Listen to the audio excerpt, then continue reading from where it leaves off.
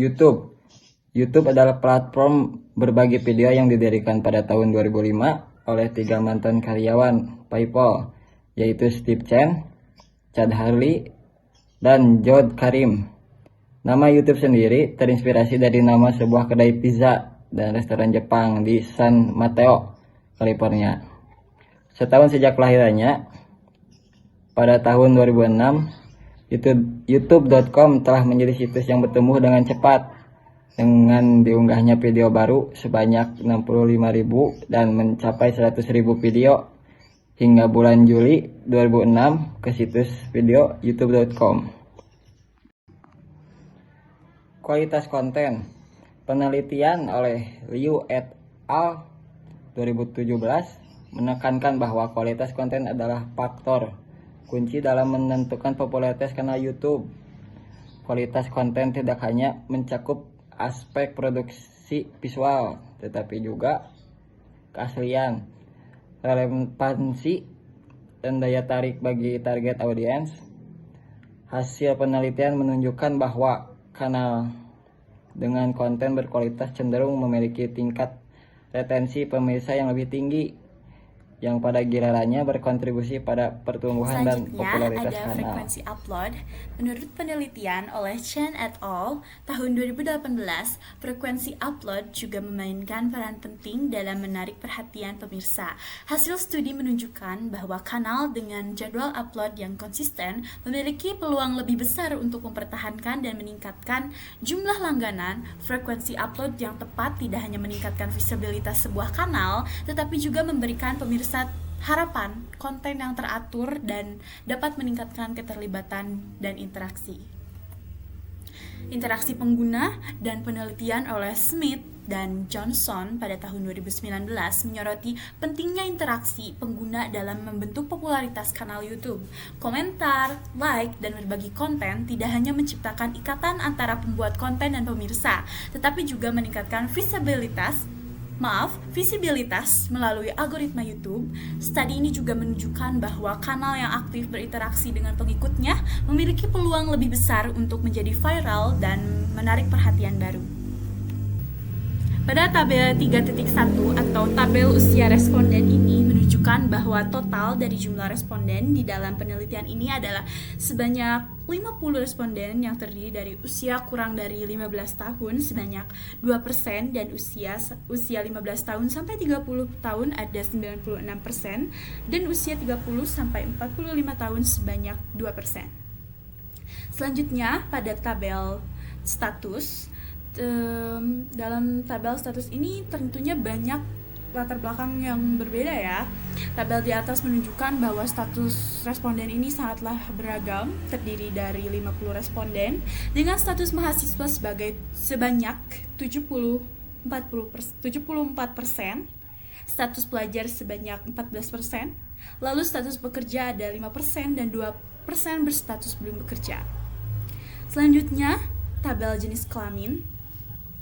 Pada tabel 3.4 atau tabel jenis kelamin ini menjelaskan bahwa responden dari penelitian ini adalah 50 orang dengan responden laki-laki berjumlah 30% dan responden dengan jenis kelamin perempuan sebanyak 70%.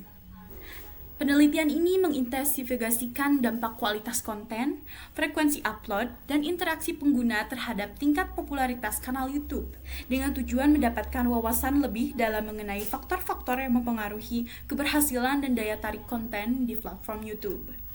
Deskripsi variabel juga dimaksudkan untuk menganalisa data berdasarkan hasil yang diperoleh dari jawaban responden terhadap masing-masing indikator pengukur variabel.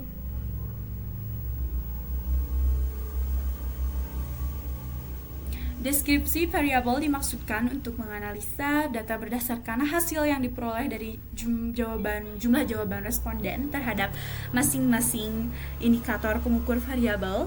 Dalam penelitian ini juga kita memandang kualitas konten sebagai variabel independen pertama atau X1, frekuensi upload sebagai variabel independen kedua, X2, dan interaksi pengguna sebagai variabel independen ketiga yaitu bisa dipanggil X3, dan popularitas kanal YouTube sebagai variabel dependent atau Y1.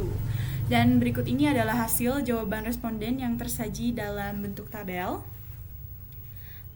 Setelah melihat sajian dari tabel deskripsi penelitian di atas, dapat disimpulkan bahwa kualitas konten pada YouTube sebagaimana pertanyaan yang telah diajukan pada responden mencakup aspek-aspek yang beragam. Hasil dari penelitian menunjukkan bahwa durasi konten, kualitas video, dan tema konten banyak berpengaruh pada pemakaian responden ketika menonton konten di YouTube.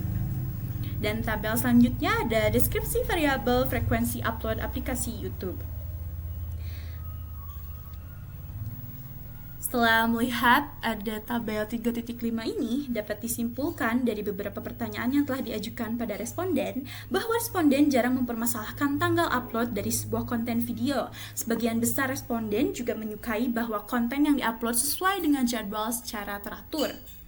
Sebagian besar responden juga menyukai sebuah konten yang menarik. Dan ketika responden menggunakan sosial media lainnya, responden sering melihat promosi konten video YouTube. Hal itu dapat mempengaruhi sebuah minat dari responden. Selanjutnya ada tabel 3.6, ada deskripsi variabel interaksi pengguna aplikasi YouTube. Dapat disimpulkan secara keseluruhan bahwa jumlah viewers pada suatu video mempengaruhi minat responden ketika ingin menonton video. Sebagian besar dari responden juga sering mengulangi video yang mereka sukai. Mereka terus mengulang-ulang video yang mereka sukai dan banyak menyukai komentar-komentar yang menurut mereka menarik. Dan ada juga para responden yang lebih suka mengomentari hal positif daripada menanggapi komentar-komentar negatif.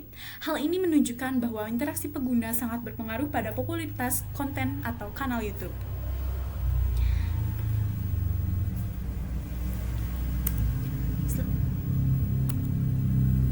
Selanjutnya di tabel 3.7 ini ada deskripsi variabel popularitas pada aplikasi YouTube.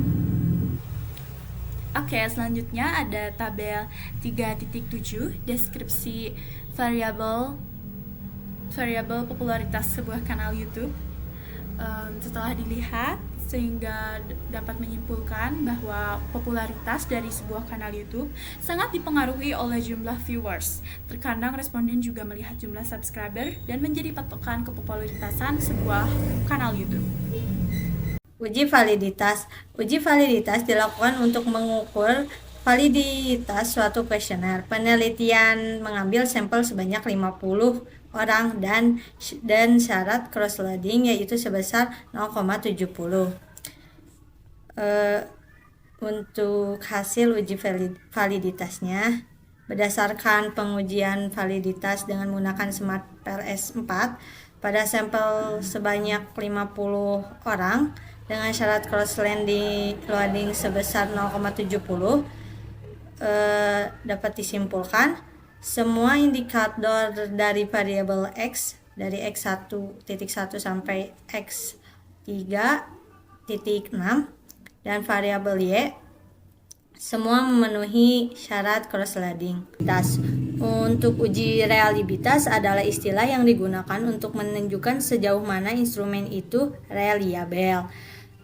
Bisa dinyatakan reliable bila nilai crossbatch alpha lebih dari 0,60. Berikut hasil uji dari kami. Berdasarkan tabel tersebut bisa dikatakan reliable karena hasilnya lebih dari 0,60.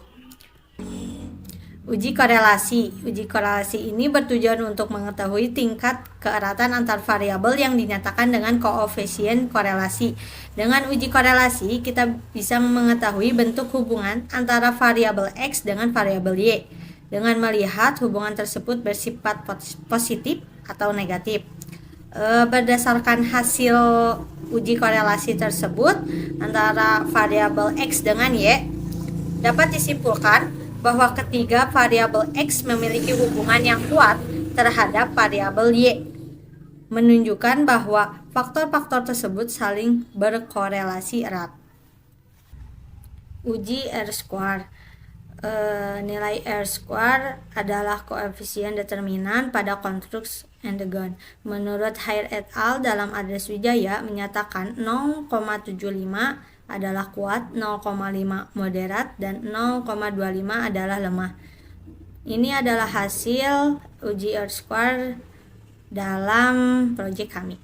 Ya, variabel Y dengan frekuensi popularitas aplikasi YouTube, R-square-nya 0,708. Uji tes hipotesis merupakan uji yang digunakan untuk mengetahui penelitian tersebut terdapat pengaruh atau tidak. Hipotesis dapat diterima apabila memiliki nilai statik lebih besar dari 1,96. Untuk hasil tes hipotesis ini dapat disimpulkan, kualitas konten aplikasi YouTube berpengaruh terhadap frekuensi popularitas aplikasi YouTube. Frekuensi upload aplikasi YouTube berpengaruh terhadap frekuensi popularitas aplikasi YouTube. Frekuensi interaksi pengguna aplikasi YouTube berpengaruh terhadap frekuensi popularitas aplikasi YouTube. Kesimpulan dan saran. Dapat disimpulkan bahwa kualitas konten, frekuensi upload, dan interaksi pengguna memiliki peran krusial dalam membentuk popularitas suatu kanal YouTube. Kualitas konten yang tinggi tidak hanya menarik pemirsa tetapi juga meningkatkan retensi. Sementara frekuensi upload yang konsisten dan interaksi aktif dengan pengguna dapat memperluas jangkauan dan menciptakan komunitas yang setia. Lebih penting lagi, sinergi antara ketiga faktor ini memberikan dampak positif yang lebih besar dalam mencapai popularitas yang signifikan di platform ini.